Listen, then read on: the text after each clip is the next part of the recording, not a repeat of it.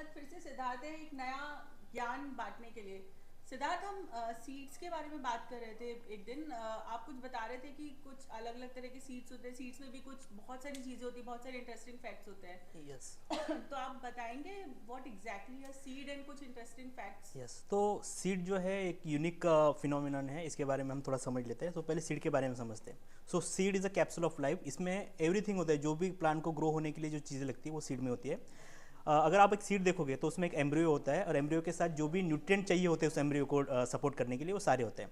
सो क्या होता है, एक कंसेप्ट होती है प्लांट साइंस में डॉर्मेंसी बोलकर। डॉर्मेंसी मतलब रेस्टिंग पीरियड। सो कोई भी जो सीड्स होता है उसका कुछ एक डॉर्मेंसी पीरियड होता है। कुछ सीड का डॉर्मेंसी पीरियड 10 दिन होता है, कुछ का 1 महीना होता है, कुछ का 1 साल होता है, कुछ का 1000 साल होता है, कुछ का 2000 साल होता है। So it's a resting period of that seed. Resting period मतलब क्या कि कोई सीड्स अगर हम उसको घर में रखते हैं और जब तक हम उसको सॉइल में ऐड नहीं करते या फिर जब तक उसको प्रॉपर कंडीशन नहीं मिलती तब तक वो जर्मिनेट नहीं होता है। तो अगर मैं आपको बताऊँ, इजराइल में एक सीड मिला था, कोई उसका नाम, स्पीसीज का नाम मुझे याद नहीं आ रहा है। उस सीड की जो डॉर्मेंसी थी वो 2000 साल थी, और जब उसको 2000 साल बाद लगाया गया तो वो जर्मिनेट हुआ। सो 2000 साल तक वो सीड इजराइल में पड़ा रहा, और जब उसको लगाया तो उसका जर्मिनेशन स्टार्ट हुआ और जर्मिनेट हुआ सीड।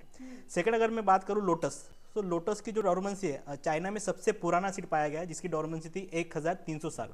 तो आप इमेजिन कीजिए 1300 साल तक वो सीड वहाँ पे था। जब उसको जर्मिनेट किया गया, जब उसको लगाया गया तो वो जर्मिनेट हुआ और उससे एक नया पौधा आया।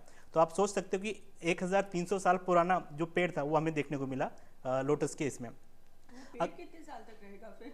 हाँ, सो ये डॉर्मेंसी एक इंपॉर्टेंट फैक्टर होता है। अलग अलग सीड्स का अलग अलग डॉर्मेंसी फैक्टर्स होता है। अगर हम सीड्स के बारे में बात करें, न्यूट्रिशन के बारे में बात करें, तो सीड्स देखो हम डायरेक्ट भी कंज्यूम करते हैं, जैसे कि चिया सीड हो गया, फ्लेक्स सीड्स हो गया। बहुत सारे सीड्स हम हमारे डाइट में ऐड करते हैं, जिसमें न्यूट्रिएंट होता है, प्रोटीन होता है, इसेंशियल फाइबर्स होते हैं, और बहुत सारी जो रिक्वायर्ड न्यूट्रिएंट होते हैं ह्यूमन बॉडीज़ के लिए, वो सारे हमें सीड्स में मिलते हैं।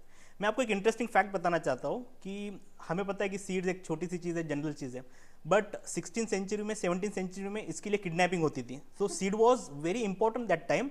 अगर हम देखें तो एक किडनैपिंग का इंसिडेंट मैं आपको बताना चाहूँगा। जो डच ईस्ट इंडिया कंपनी थी, अभी यहाँ पे कंफ्यूज नहीं होना है, Dutch east India company is different and British east India company is different.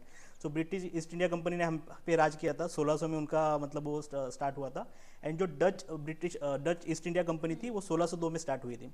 सो इन्होंने क्या किया था, एक आइलैंड था इंडोनेशिया में, उस आइलैंड पे बस जो नटमेग जो होता है, हमारा जायफल जिसको मराठी में बोलते हैं, वो नटमेग का जो नेचुरल ग्रोइंग जो होता था, नेचुरल जो प्रोडक्शन होता था, बस वो इंडोनेशिया के आइलैंड में होता था। तो ये इस कंपनी को पता चला, डच ईस्ट इंडिया कंपनी को। तो वहाँ पे उन्होंने क्या किया कि उनके प्रॉफिट के लिए जो ट्रेडिंग करनी थी उसके लिए उन्होंने अलग अलग एग्रीमेंट्स बनाए उस लोगों के लिए। बट वो लोगों ने डिनाई कर दिया कि हम ये एग्रीमेंट साइन नहीं करेंगे, क्योंकि उसमें सारा जो भी बेनिफिट मिलना था वो इस डच ईस्ट इंडिया कंपनी को मिलना था। सो वो एग्रीमेंट साइन नहीं कर रहे थे, इसलिए डच ईस्ट इंडिया कंपनी ने क्या किया कि उनके जो लीडर्स थे और उनके जो फैमिली मेंबर्स थे उनको होस्टेज बना के रखा। और होस्टेज बनाने के बाद भी जब वो एग्री नहीं हुए तो बहुत सारे लोकल लोगों को वहाँ पे उन्होंने मारा, किलिंग की, मास किलिंग वहाँ पे हुई। तो आप सोच सकते हो कि एक नटमेग जिसको हम जायफल बोलते हैं, आज इजीली मार्केट में अवेलेबल है, उस समय वो कितना वैल्यूएबल था।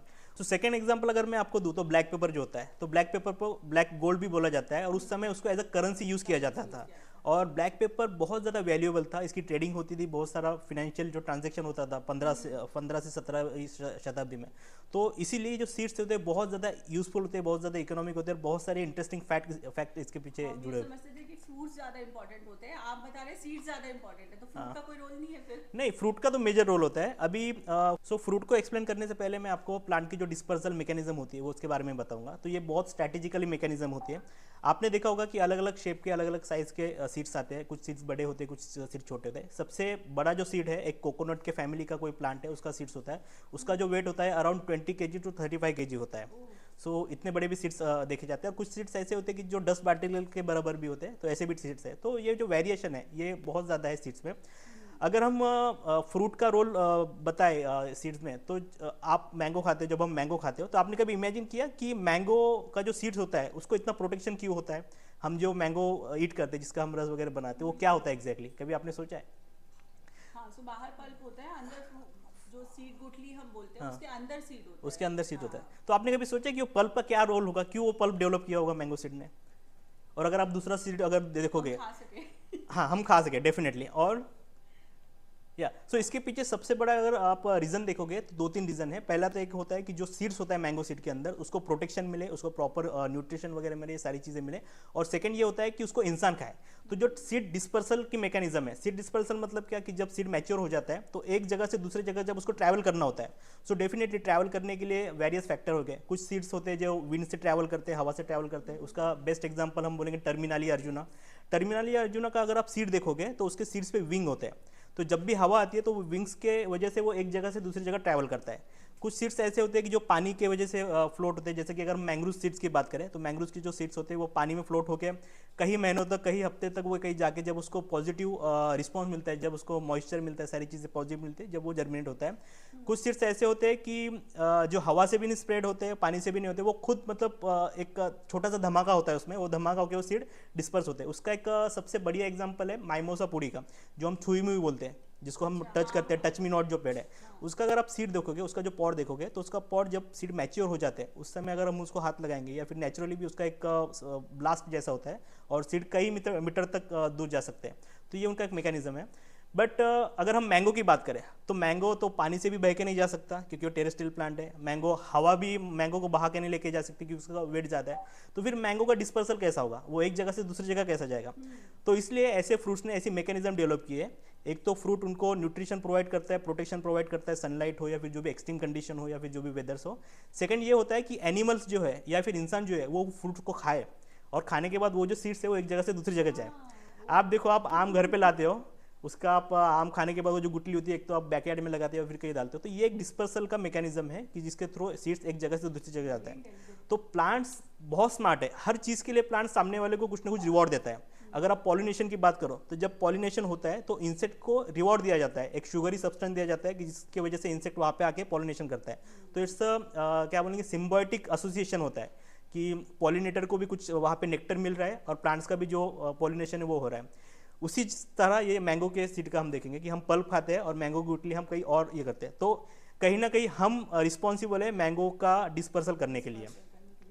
लेकिन ये तो चलिए ठीक है कि हम अननोइंगली या नोइंगली कर रहे हैं, लेकिन बहुत सारे ऐसे भी होंगे जिस जहाँ पे मतलब बहुत सारी चीज़ें अब खत्म हो रही होंगी। तो कहीं पे मैंने देखा आजकल बहुत जगह पे सीड बैंक्स बनने लग गए हैं क्योंकि बहुत सारी ऐसी स्पीशीज है जो कि खत्म होने की कगार पे है। तो do you think that seed banks are very important? Definitely. So seeds banks are very important for the future generation because अगर आप देखोगे तो क्लाइमेट चेंज की वजह से बहुत सारे जो सीड्स हो रहे हैं, जो बहुत सारी जो वैराइटीज़ हो रही है उसका मतलब डिग्रेडेशन हो रहा है, बहुत सारी वैराइटीज़ खत्म होते जा रही है। तो अगर हम सीड बैंक नहीं रखेंगे और इन केस फ्यूचर में अगर कोई ऐसी सिनारियो आता है कि कोई सीड पे कोई डिसीज़ आ जाता है कोई ट्री पे और वो जो पूरा जो ट्री है, जैसा कि फॉर एग्जांपल अगर हम वीट ले लेते हैं, पूरा वीट अगर कोलैप्स हो जाए तो आप इमेजिन कीजिए कि फ्यूचर जनरेशन के लिए मे बी अगर ऐसी सिचुएशन आती है तो हमारे पास वीट के सीड नहीं रहेंगे। तो दुनिया का सबसे बड़ा जो सीड बैंक है वो नॉर्वे में है, डॉम्सडे वॉल्ट उसको बोला जाता है। सो वहाँ पे कई अलग अलग टाइप के, कई अलग अलग प्रकार के सीड्स रखे हैं।